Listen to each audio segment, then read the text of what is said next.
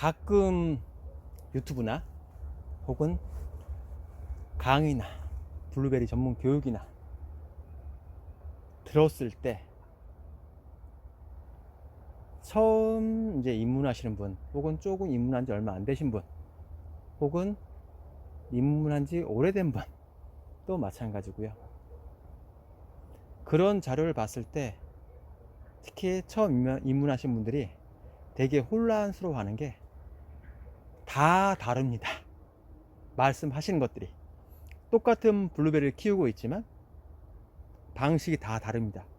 그리고 서로가 자기 방식이 옳다고 얘기합니다.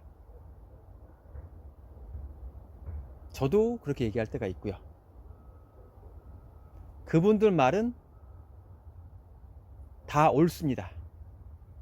그리고 다 틀립니다. 저 역시 마찬가지고.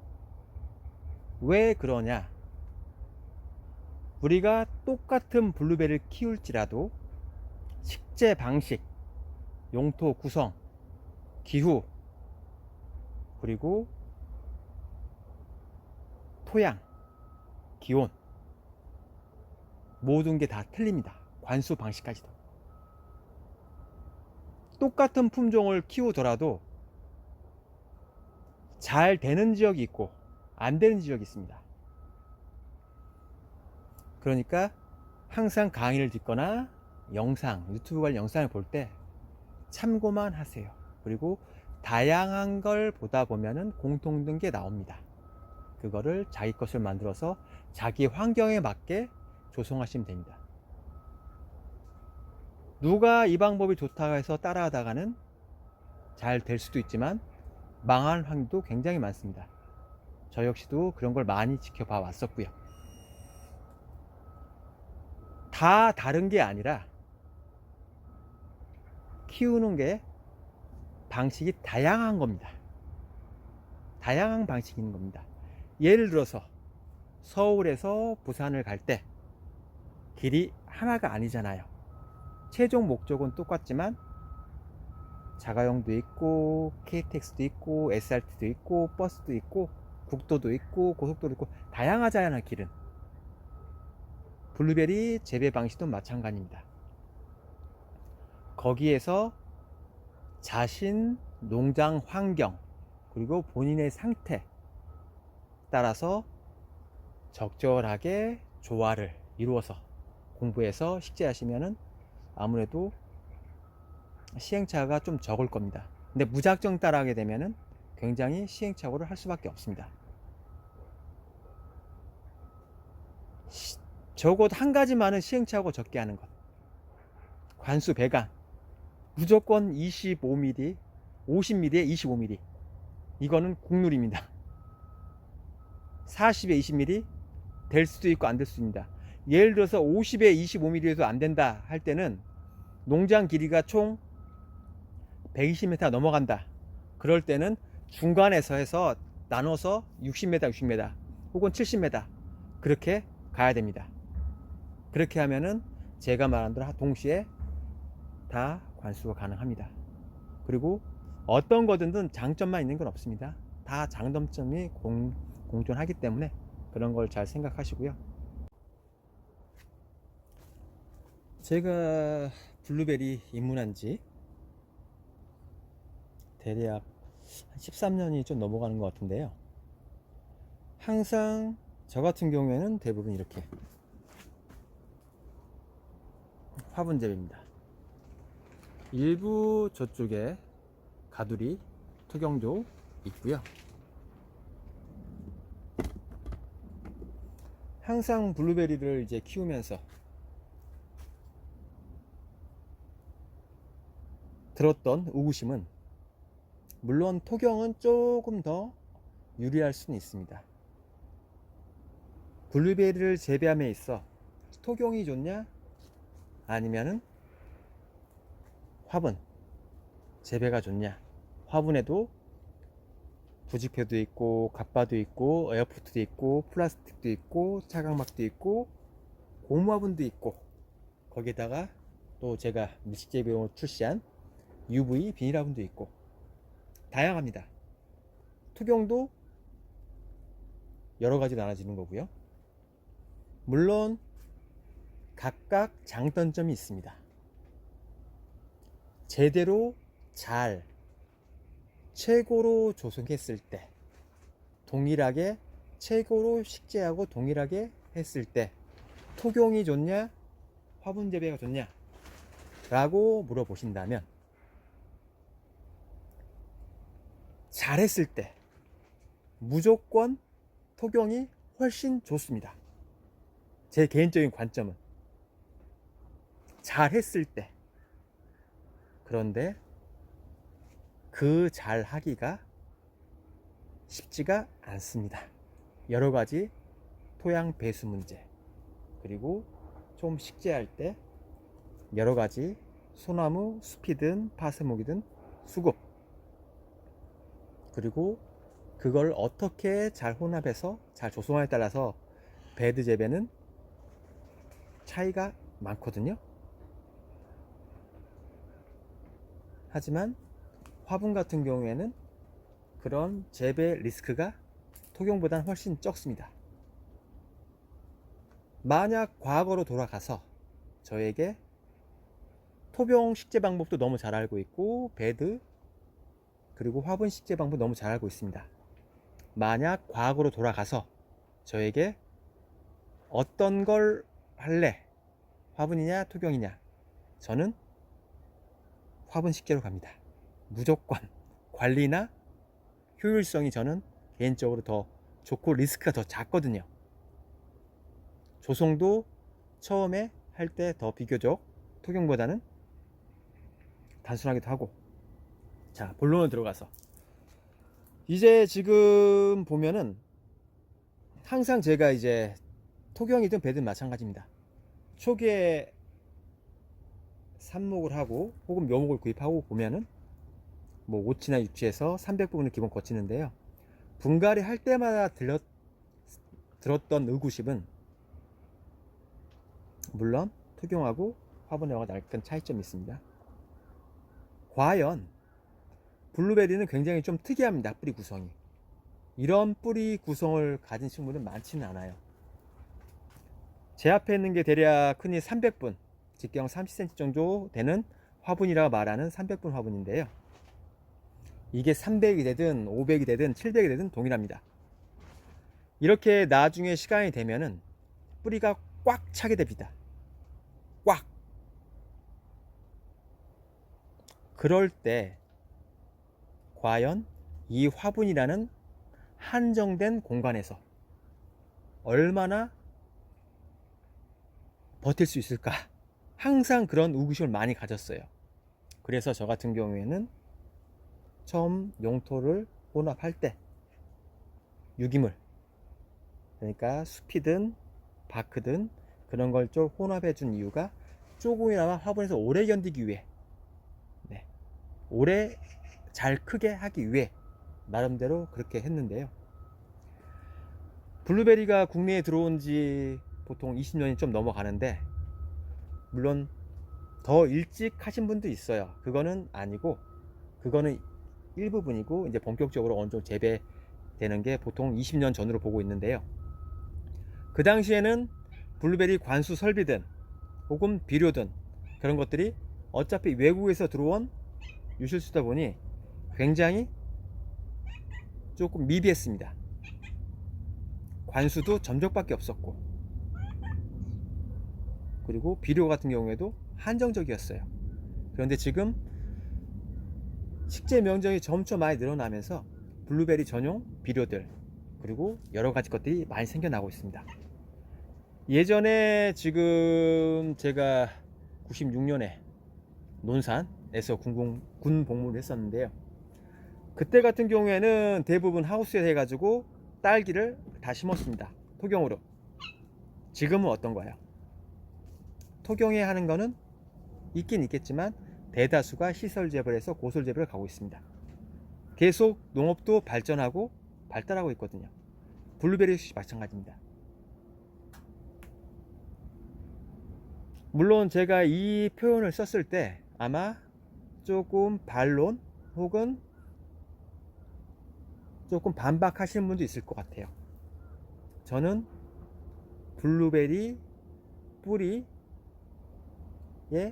배지화라는 표현을 쓸 예정이고 쓰고 있습니다. 지금부터. 설명이 안 되거든요. 전부 다 이렇게 다 뿌리가 꽉 차면은 한정된 공간에서 유기물이 없어지거든요. 물론 위에서 비료를 계속 투입해 준다 하더라도 한계는 있거든요. 이게 지금 제가 강원도 둔내에서 키웠던 12년 동안 키웠던 모두 화분이 있는데 지금도 수확을 너무 잘하고 있습니다.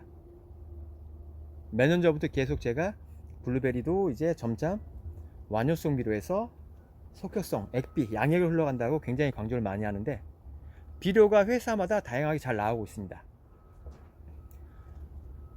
설명을 드리자면 일단 양액은 토양을 이용하지 않고 식물의 생육에 필요한 필수 원소를 그 흡수 비율에 따라 적절한 농도로 용해시킨 배양액을 말한다 라고 정의되어 있습니다. 간혹 제 방식은 조금 기존 양액재 방식하고 약간 다릅니다. 그래서 어떤 분이 말을 하시기를 양액 재배라 그러면은 관비기에 맞춰서 관비기나 양액기 최소 몇백에서 몇천만 원짜리 해서 먼저 지하수 수질 측정하고 pH를 측정하고 이 시값에 따라서 딱 투여해 준 게 그게 양액 재배가 아니냐 라고 얘기하는데 큰 양액이라는 양액이라는 재배 거기에서 한 갈래일 뿐입니다. 정의가 되어 있잖아요. 양액 재배에 대해서. 그것도 흔히 많이는 모르겠지만 하고 있는 방식이긴 한데 양액 재배의 한 가지 방식일 뿐입니다. 물론 그렇게 했을 때 훨씬 좋겠죠. 단지 비용이 너무 많이 들어갑니다. 제 농장이 700평에 성묘기 한 800주 정도 있는데 저는 글쎄요 양액기를 사서 안 합니다. 왜 안 하냐? 필요성을 못 느낍니다. 비용 대비. 제가 완효성에서 지금 액비 죄송합니다. 제 지금 반려묘가 계속 왔다 갔다 하는데 저리가 내려야 저리가. 이놈이 계속 왔다 갔다 하는데 죄송합니다. 계속 이게 카메라 앵글을 계속 건들고 있는데 1차적으로 양액 재배를 제가 추천하고 하는 게 일단 오늘의 강의 주제는 양액 재배와 기초와 기본입니다. 가장 기본 입문 그리고 여기에서 더 부족한 게 있으면은 더 앞서 나가도 됩니다. 그거는 말 그대로 지하수 수질 측정을 하고 기술센터에다 토양 검증을 받아서 EC나 그런 걸 다 맞춰서 부족한 게 있으면 하셔도 되는데 저는 굳이 그렇게 하지 않을 생각입니다. 이 방법만으로도 충분하기 때문에 단지 제가 유튜브 영상을 찍기 위한 어그로를 끄는 게 아니라 실제 그렇게 하고 있고 너무 효율성이 좋기 때문에 그런 거고요. 어떤 농장은 제 농장과 비슷한 규모에 할 때 1년에 비료값으로 130, 40만 원이 들어갑니다. 하지만 저는 1년에 비료값으로 15만 원에서 이것저것 좋은 걸 주더라도 20만 원 전후 그렇게 벗어나지 않습니다. 그리고 인건비의 효율성도 훨씬 좋고요. 제가 중간중간 이제 사진 자료를 영상에는 첨부할 거고요. 지금 보는 사진 같은 경우에는 제가 치목한 것도 있고 또 일반 화분하고 오른쪽에는 이제 양액 재배로 하는 상추입니다. 물론 차이는 있어요. 다년생과 1년생은 차이는 있을 수 있습니다. 근데 뿌리 구성을 보면은 조금 유사하죠. 그리고 제가 양액적으로 하는 게 지금 위에서 완효성 비료를 뿌려주는 것보다 아무래도 액비 형태로 해서 하는 게 이 앞에 보이는 저 뿌리 사이사이를 침투하는 게 훨씬 더 효과적이기 때문에 그런 거고요. 이제 배관에 대해서 설명드리겠습니다. 먼저 항상 지하수에서 물탱크로 들어가기 전에 항상 여과기를 먼저 설치해 주는 게 좋습니다. 원천적으로 차단하는 게 중요해요. 예를 들어서 입수구에서 물탱크로 들어가 설치 안 하게 되면은 계속 이제 지하수에서 이 물질이 물탱크 바닥에 쌓입니다. 그러면 물을 주면서 주게 되는데, 그러면은 이제 물탱크에서 이제 관수라인에 물이 나가잖아요. 그럼 지하수 유입되잖아요. 그럼 위에서 폭폭폭 떨어지죠. 그럼 밑에 있는 부위에 올라옵니다. 그럼 그게 다시 모터를 통해서 나가게 되면은 여과기가 빨리 청소해 줘야겠죠. 빈도가 작겠죠. 그렇기 때문에 처음부터 아예 원천적으로 차단하는 게 좋습니다. 그리고 이제 지하수 물탱크 입구 쪽으로 지하수가 배관이 되고, 그리고 2마력 모터지만 거의 3마력급 모터를 설치하고, 그리고 이제 저는 제 농장 특수성상 천장으로 해가지고 이제 여과기가 모터 앞에 하나 더 설치되는 거고요. 그런 다음에 이제 2톤짜리 양액 탱크 혹은 액비 탱크로 가게 되는데, 이건 찬찬히 보시고요. 원리를 이해하면 빠릅니다. 맨 처음에서 지금 물탱크 관수 라인에서 오른쪽으로 여과기를 통해서 다시 이제 2톤짜리 들어가고, 물이 다 받아지면은 이제 밸브를, 바깥으로 나가는 밸브를 잠그고 계속 순환시켜 줍니다. 그렇게 순환해 줄 때는 효과가, 첫째, 액비를 잘 혼합해 줍니다. 두 번째, 폭포수 효과로 용존 산소량을 증가시켜 줍니다. 그리고 제가 항상 강조하는 게, 물을 주던 혹은 액비나 양액을 투입하던 항상 1분씩 주라고 얘기합니다.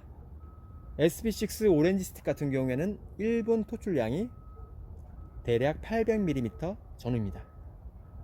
그리고 보통은 두 타임을 줍니다. 2분. 그러면은 1.6L가 들어갑니다. 그리고 이 사진 자료에 있다보시 1분씩 3타임을 관수하더라도 일부 약간 물이 스틱에서 튀는 경우는 있어요. 그런데 바닥이 뽀송뽀송합니다. 항상 저 같은 경우에도 올해 수확할 때 한참 성장을 많이 할 때도 하루에 총 관수 시간을 5분을 넘겨본 적이 없습니다. 그리고 이 방법의 장점은 수확할 때도 열매 당도는 철저하게 물에 영향이 있습니다. 단적인 예로 장마철에 열매 당도가 너무 좋아. 그런 과일이 있던가요? 있어도 극히 드뭅니다. 일조량이 부족하고 수분 함량이 많으면 아무래도 당도는 떨어질 수밖에 없습니다. 그렇기 때문에 항상 수확할 때도 관수는 해야 되거든요. 그럴 때 1분씩, 저 같은 경우에는 한 타임이나 두 타임, 그리고 저녁 때 다시 한 타임이나 두 타임, 나무 상태에 봐서 그렇게 관수했고요. 지금 보는 사진은 이제 15분 연속 관수했을 때 물난리가 납니다. 첨벙첨벙 난리 납니다. 이렇게 했을 때 뭐냐, 물이라는 것은 여러 가지 작용을 하지만 그 중에 하나 가장 중요한 거는 이제 수분을 전달하죠. 필요한 영양분도 전달할 수도 있고, 그렇지만 다른 기능은 정화의 기능, 씻어내버리죠. 이 용토 안에 충분한 유기물들이나 있다 하더라도 계속 15분 20분씩 간수하다 보면 날마다 이게 다 씻어내버리겠죠. 그쵸? 그렇기 때문에 블루베리가 1년 권장 질소 요구량이 20에서 혹은 25g 얘기하는데 저는 절반밖에 안 됩니다. 그렇다 하더라도 너무 잘 큽니다. 이렇게 잘 크는데 굳이 질소를 더 넣을 필요가 있을까요?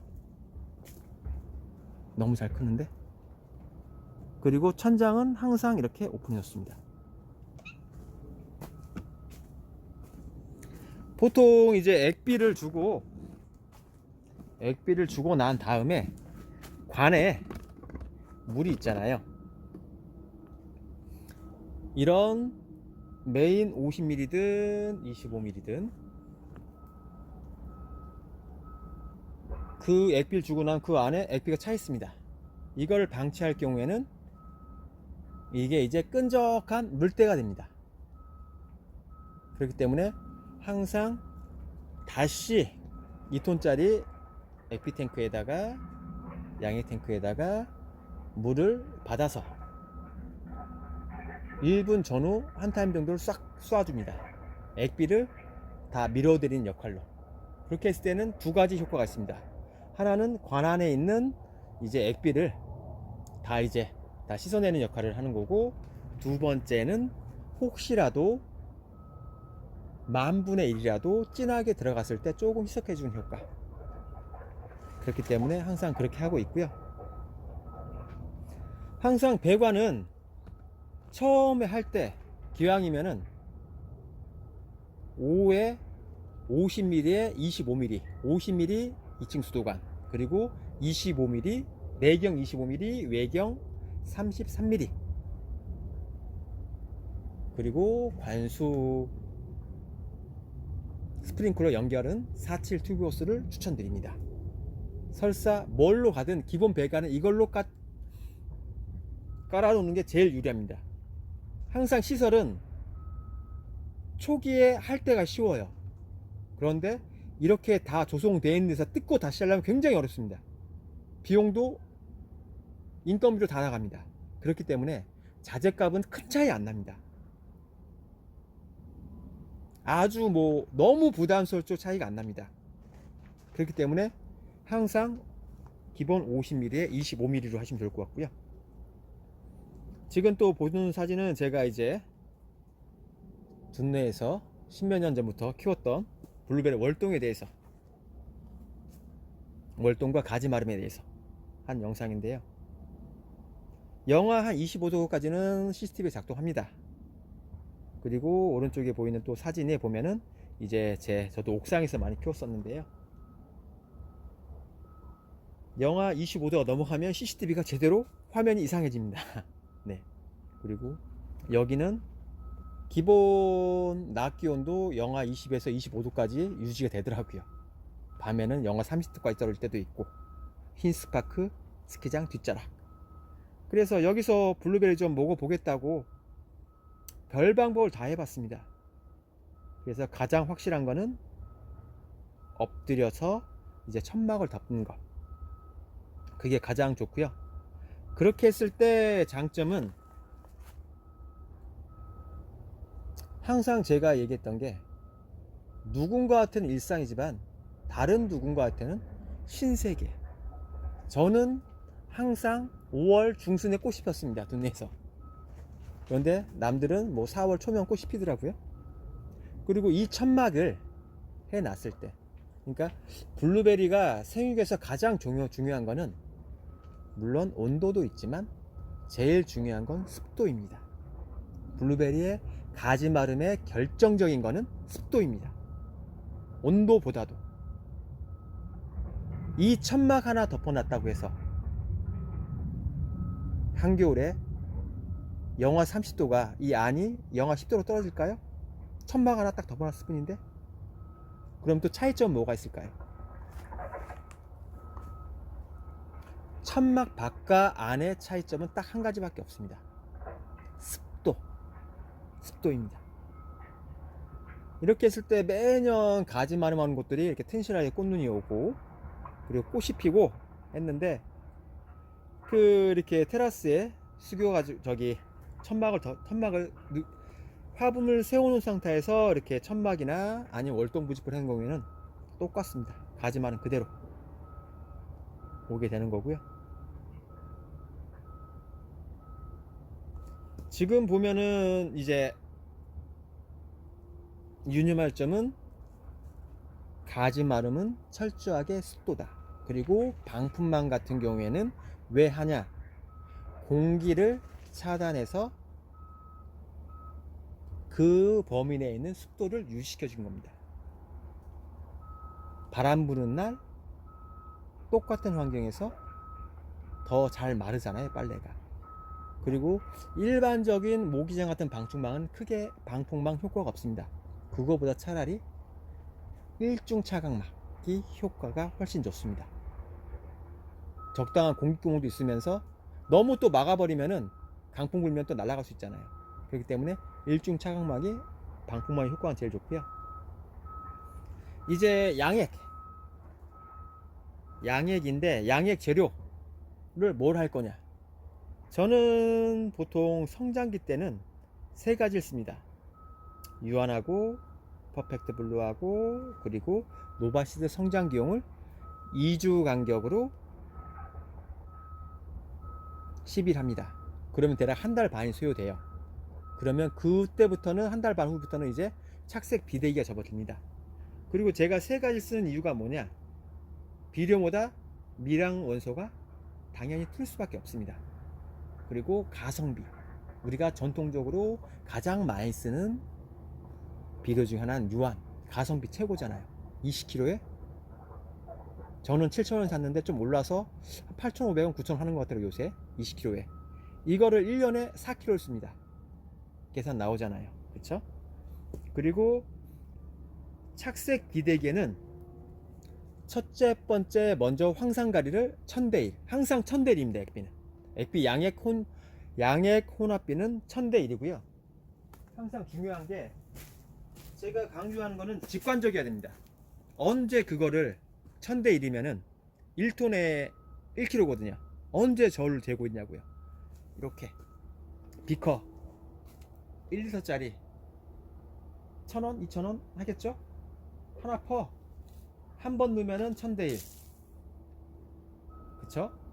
두 번 넣으면 500대1이 되겠죠. 근데 500대1은 조금 리스크가 있으니까 1000대1. 그리고 2톤이면은 1kg짜리를 두 번 하면 1000대1이 되겠죠. 2톤 물탱크면은. 항상 보면은 요런 것들이 별거 아닌 것 같지만 굉장히 좀 요긴 해요. 그리고 보통 리터와 킬로는 같이 갑니다. 1리터가 1kg. 물론 비중이 높은 다른 액체들하고는 차이는 있겠지만 통상적으로 했을 때 그렇게 하면은 좋습니다. 그 다음에 이제 착색 비대가 들어가면은 원래는 제가 노바시드 착색 비대기만 줬더니 질소가 12%예요. 열매 성장으로 가야 되는데 나무 성장으로 가버립니다. 또 한 해는 제가 인산가리만 줬습니다. 그랬더니 나무가 약간 조금 힘들어하는 게 있어요. 그래서 질소가 최소한 조금 정도 6 정도는 들어가면 좋을 것 같아서 노바시드 성장기용과 인산가리를 1대1로, 그러니까 2톤이면은 2톤 양액 탱크면은 1kg 딱 넣으면은 되겠죠. 그렇게 크게 비료는 성장기용, 착색 비대기용, 그리고 꽃눈 형성 세 가지가 있습니다. 그리고 이제 그 위에 대략 7월 한 초 정도 되면은 이제 수확이 다 끝납니다. 그때 다시 감사비료로 해서 한 달 반 동안, 요새는 좀 지금이 오늘이 11월 12일인데 낮에는 지금도 한여름 좀 덥습니다. 그렇기 때문에 저는 8월 중순까지, 대략 8월 중순이나 경우에 따라 말까지 그렇게 주더라도 전혀 이상 없었고요. 지금 가지 경화도 굉장히 잘 되어 있습니다. 감사비료에서는 사람들이 지금 호불호가 갈립니다. 똑같은 블루베리 키우더라도 어떤 분은 이건 절대 하면 안 돼, 어느 분은 너무 좋아. 갈리는 원인은 제가 유추해 봤을 때 처음에 대부분 이제 비료가 미비했다고 그랬잖아요. 액비 양이 쪽이 아니라 대부분 완효성 비료, 그리고 6개월짜리냐 3개월짜리를 줬을 겁니다. 3월달 한번 주고 6월달에 수확 이제 끝날 쯤에 한번 줘요. 근데 이게 비료 성분이 늦게까지 남아 있어. 그러면 어떤 문제가 발생하냐? 늦자람이 옵니다. 그러면은 당연히 가지말이 오겠죠. 그런 완효성 비료를 썼던 분의 그런 안 좋은 기억 때문에 감사비료는 주지 말자는 사람도 있어요. 저는 무조건 주자입니다. 왜냐?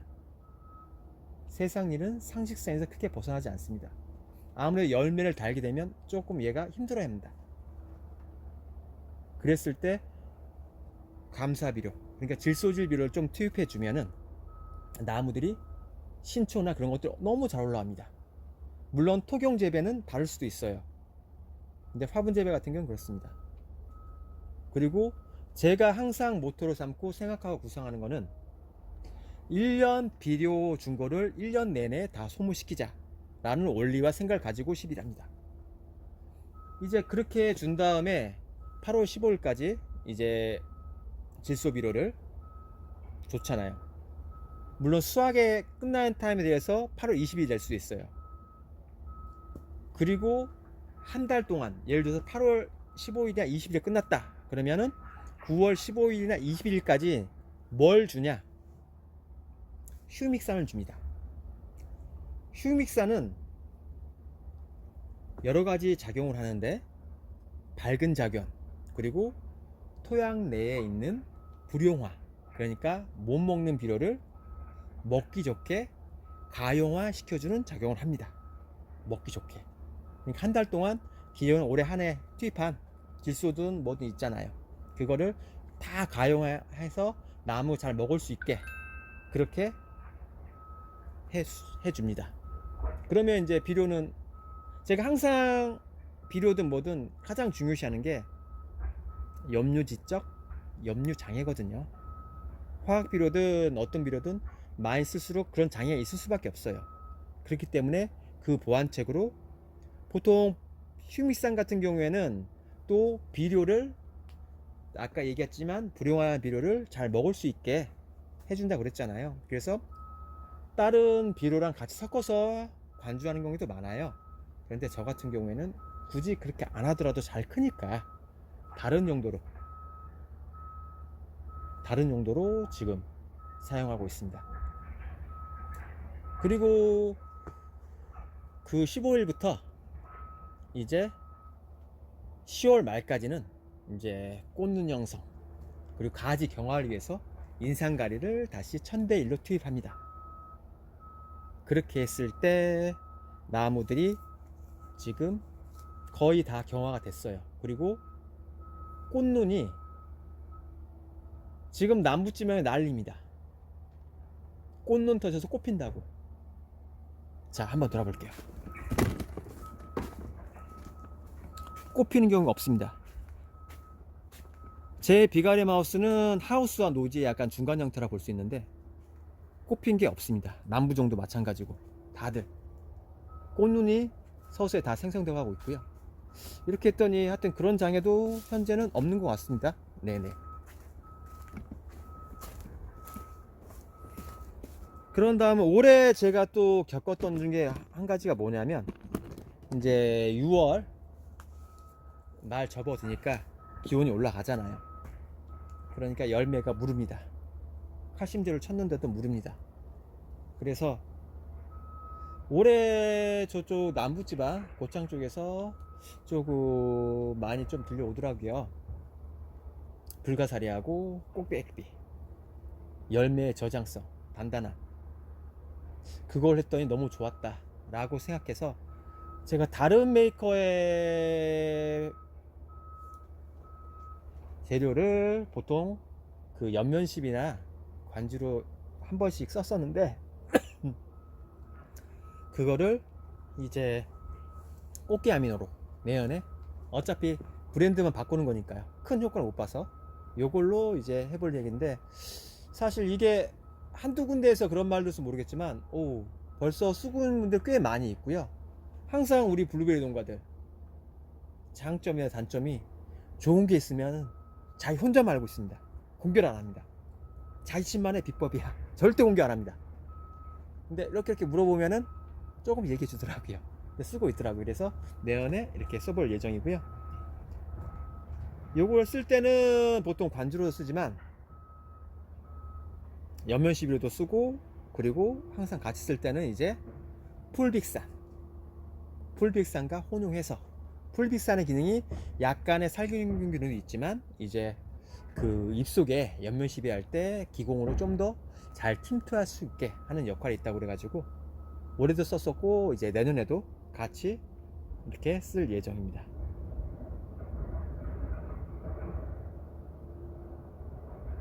지금까지 뭐 조금 영상이 그나마 이게 제가 1시간 대략 10분 정도 강의한 내용인데 질문이 없어서 그런지 혼자 이렇게 영상 찍다 보니 조금 압축해서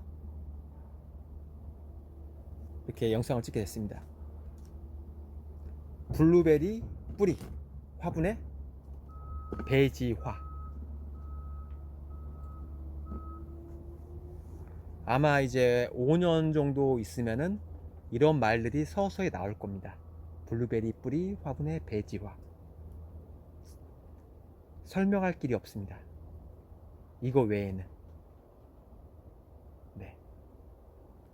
이상이고요. 뭐 궁금한 사항이라는 거 있으면 위에 상단에 제 연락처나 혹은 댓글로, 그리고 필요한 영상, 혹시 궁금한 사항 있으면은 이렇게 말로 설명하는 거지만 기왕이면 영상으로 직관적으로 좀 보여드리겠습니다. 마지막으로 그 제가 링크에 걸어 놓을 텐데, 이제 어떤 분이 그러면은 농장 시작 부위와 끝 부위, 제가 생각하는 걸 가능하면 동시에 빵빵 터지는 거거든요, 관수 스틱이. 근데 어떤 분이 영상 보면 시작 부위와 끝에 부위가 물 나오는 게 틀리지 않느냐, 차이가 많지 않느냐. 제 농장 기준 물탱크에서 끝까지 거리가 60m 나옵니다. 반응 속도 대략 맨 끝에서 딱 터지는 게 1에서 2초 사이입니다. 거의 무시해도 좋을 만큼 그렇게 터집니다. 그게 전제 조건은 50에 25mm 47 투버스 그리고 오렌지 스틱, 그렇게 했을 때가 가장 효율이 좋고 그렇게 됩니다. 그거는 제가 영상으로 수차례 제가 많이 찍어 놨으니까요. 댓글에다가 제 영상 링크를 또 걸어 놓을 테니 참고하시고요. 그러니까 비료 같은 경우에는 사실 성분이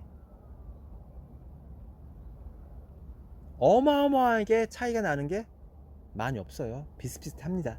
그래서 제가 추천하는 비료를 써도 되지만 성분이 비슷하면은 그렇게 2주 간격으로 혼용해서 그렇게 쓰면 너무 좋을 것 같습니다.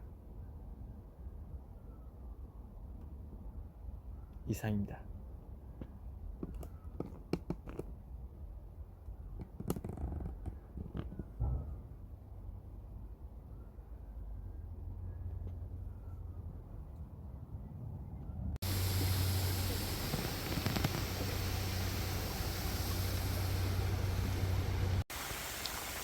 지금 천장에 설치된 미스트로 칼슘하고 폴빅산, 연면 시비 겸 관수, 그리고 열매와 이파리 좀 씻어주고 있습니다. 알 상태도 괜찮고